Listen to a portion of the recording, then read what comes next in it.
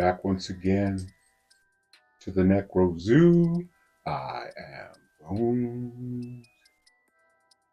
And in this one, let's go ahead and add one more figure to my McFarlane DC Multiverse collection. Now, today we will be taking a look at the gold label release of Hal Jordan Green Lantern. Now, I did find this at Walmart, so they are hitting stores now. Now, you know me, I like to take a closer look at these figures once I get them in hand and decide just how much I enjoy them or not. Now, the reason I'm bringing this up is because when I saw the first images of this figure, wasn't too excited, wasn't too blown away, wasn't a big fan of the head sculpt, although I did enjoy the new paint, the new metallic green paint.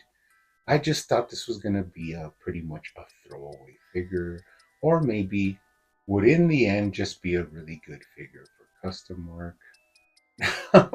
Now, you can never know what you're going to get because now that I have taken a look at him and reviewed him, it's going to be pretty interesting. There are some things that I really like, and there are some things, of course, that I thought were some missteps, but we will take a closer look at him and see for ourselves. Now, he does look pretty empathetic in the packaging, but let's go ahead and take a closer look at him. But first, he does come with your standard black DC Multiverse stamp. Now, of course, these are not really needed, but sometimes they do come in useful. He also comes with his data file card. Now, this is a different image from any of the earlier Hal Jordan Green Lantern cards we have received. Pretty nice source material from the comic books. And on the back, you do have some information. Pretty sweet. We'll hold on to that. Very minimal accessories, but we will tackle that issue later on in the review. But of course, he does come with the constructs that he came with, the 2-pack release with Dawnbreaker, which really underrated villain figure that I think McFarlane has, but that was our first look at a Hal Jordan from McFarlane. So he does come with the right hand boxing glove construct. Now, surprisingly, there's only a slight difference from the original release, and that is that this one's just a little bit darker, a little bit less transparent plastic. If you look at the original glove that we received, that one has a lighter tone, and you can kind of shine a little bit more light through that one. But pretty cool to add it to our collection of constructs. And of course, you get the jetpack, which is more, I would have to say, ceremonial than functional. Green Lantern flies on his own. He doesn't really need a jetpack. I mean, maybe he wants to go faster, but pretty cool. I have done some custom work. Hopefully, we'll see other characters using this jetpack. But once again, the only difference from the original release is that this is a little bit of a darker green, and also a slightly less transparent plastic. But we'll hold on to that. Now let's go ahead and take a closer look at this guy. This is, first impressions is one of the things that I'm always surprised by. And that is because in hand, this is a really great Hal Jordan Green Lantern figure. I mean, aside from some of the little nitpicks I would have, for some reason, even though this is basically the same figure that we have received, just with a different paint job, different head sculpt, the little details that are different really make this out to be a far superior release than to that original Hal Jordan. Although I still do prefer the original Hal Jordan head sculpt, this one just opens it up and gives you a different version of Hal Jordan that you can add to your collection. But really nice emerald metallic green paint. I would even say a little bit lighter than emerald. Very jeweled looking very luminescent green that they used for this paint. Now, people did say, well, why didn't we just get this from the beginning? Why did we get that, bland Hal Jordan in the first release? And I think the main reason that would be is because this paint is more expensive than your average green paint or just molding a figure in green plastic. And I really feel McFarlane thinks about these things, way ahead of us, way before we even think about it. And he got his money from that original Hal Jordan release, although probably wasn't the biggest, most profitable one. Slightly valuable on the secondary market, but not really high up there. But this time, he already had the body mold. He wanted to change the head sculpt, and adding that metallic green paint was a lot more affordable and made more sense now that it was going to be a singular release.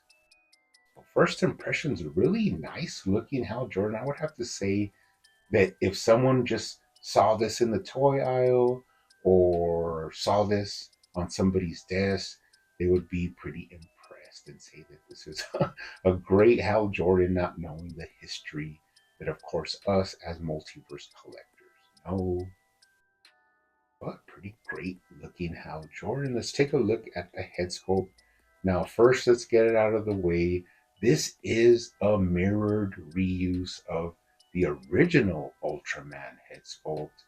Now, you put them side by side, you can really see the way that they reused this was that they just mirrored it so the hair flows the opposite direction. They did trim it a little bit. It looks a little bit cleaner. It is in a brown color, which is different than the Ultraman, which was a really black hair color. But I have to say, at first, what I thought was going to be a negative is one of the things I really enjoyed about this release. It just gives you a very definitive looking Hal Jordan, like he's flying in space, Space Guardian, and separates it from the original release by a large margin. Now, they did change the skin tone, the lips are painted a little bit rosier, which for me is not a big deal. It just, as I said, it's a different look of a different Hal Jordan. And the more Hal Jordans we can have in our collection is better for us, at least for me, in my opinion. And we will take a look at all those later on in the review. Now, take a look at the articulation. You do have, you can look down very well, looks up very well. You got right to left. Of course, you could tilt his head for some attitude. Now, one negative that I did see, and that is that his neck is like so thick, or there's like a bulge in the front, that when you want to turn his head completely, it kind of bulges out his cheekbones. And it's really only when you want to really tilt his head to one side. Now, it's not a big negative, it's just something that I noticed that it really like misshapens his jawline when you try and get him in some more dramatic side looking poses, but that's not a big deal as well. But you do want to keep that jawline more narrow and more squeezed together to give you the best look that you can get from this head sculpt. Now, I'm not sure if you were to extend the peg like 1 or 2 millimeters and raise it up a little bit, that would reduce the way the neck affects the shape of the face when you move them around. But that's just a very small thing that I noticed. Moving down, just look at that Green Lantern emblem, the way it pops, the way they did that metallic paint, even into the lower torso, which is, of course, rubber. But man, it makes a big difference. That shiny green metallic paint just really adds a ton to this figure, which could have been just another bland release. Now, I won't go through the articulation completely because, of course, we have, seen this before. The shoulder, the bushing does move around and give you a lot of range, up and down, front to back. The torso, you get that nice movement at the waist, get him in some cool flying poses. A lot of people weren't a big fan of this rubber midsection, but I have definitely grown to appreciate it. Looking at the legs, you do have that McFarlane hip swivel. which allows you to move the boot from side to side without having a thigh cut. I mean, we've seen all of this before. It is a great articulated figure. Now, one negative that a lot of people had was, of course, the length of the arms. And yeah, they are still a little bit long, but I don't know exactly what it is, but I definitely have to say that it might be the hands, that they're a little bit more compact, and they're definitely way more proportioned to the body. It just doesn't bother me as much as it did in the original release. Now, we will compare the two so you can see what I'm talking about. But for some reason, this guy's arms are even less long than the original release. It doesn't stick out as much. And if you were to just keep him the way he is in his original release form, you would have absolutely no problem with this Green Lantern's arm length. It looks basically good.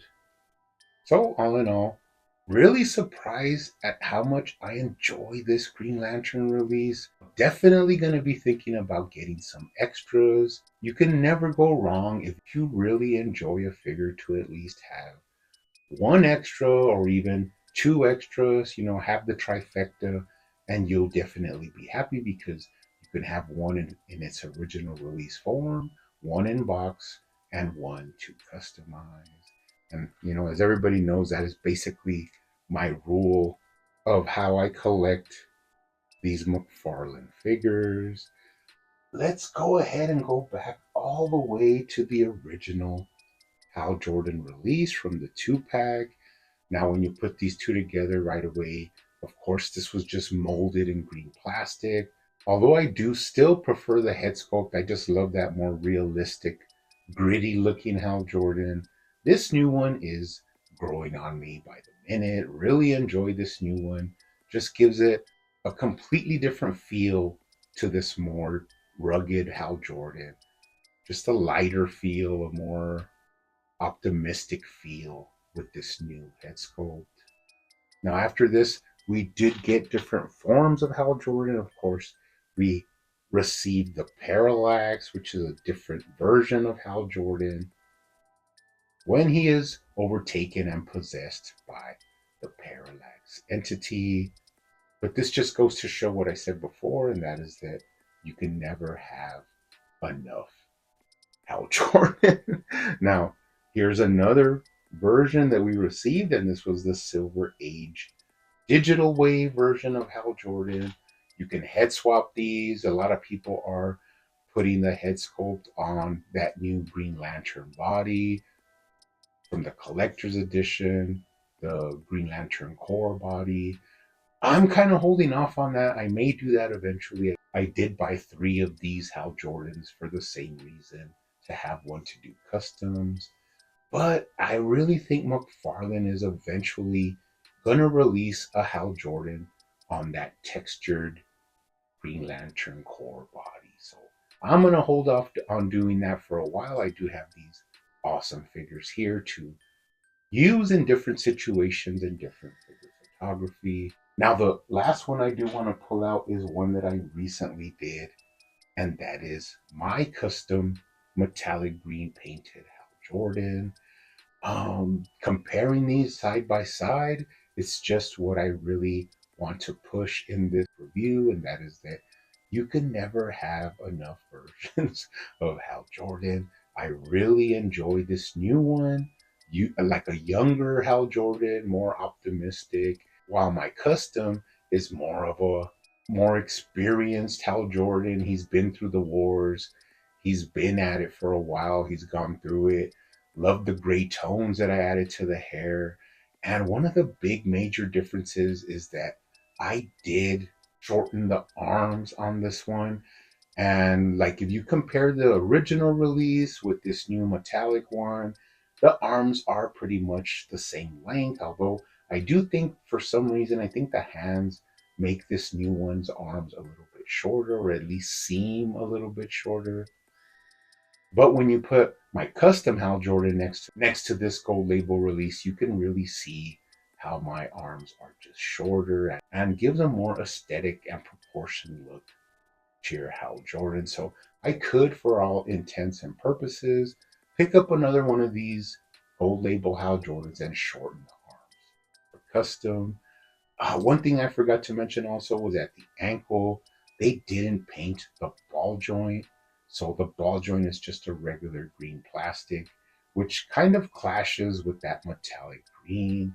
And of course, on my custom, I did paint the whole, figure with the metallic green paint. So just a little thing I noticed, but am very surprised by this gold label release of Hal Jordan. I really don't I like to look at these and get my own opinion, have some fun customizing. Um, One thing that could be a negative to some people is that he doesn't come with any alternate hands or any other alternate accessories. Now, one way you can easily fix this is, luckily enough, his hands are adaptable and can be used with the Silver Age Hal Jordan parts and also the Green Lantern Corps alternate hands and constructs. Now, they don't fit perfectly, but they fit good enough to do figure photography. You can add some blast. You can have them holding a lantern. You can use the alternate hands. And that's one good thing about the DC Multiverse line from McFarlane is that you can swap in and out parts and figure things out that work better for you and the figure photography you want to take and the characters that you want to mix up together. Just opens up all of your options and makes it a lot more fun. And I don't usually say this, but this is definitely going to be one that a lot of people want. So if you could get your hands on them, I would recommend doing it, especially if you want a nice, clean version of Hal Jordan with some metallic green paint. But, anyways, guys, that's it for this one. You guys keep hunting out there, keep collecting, keep customizing, and I will see you on the next one.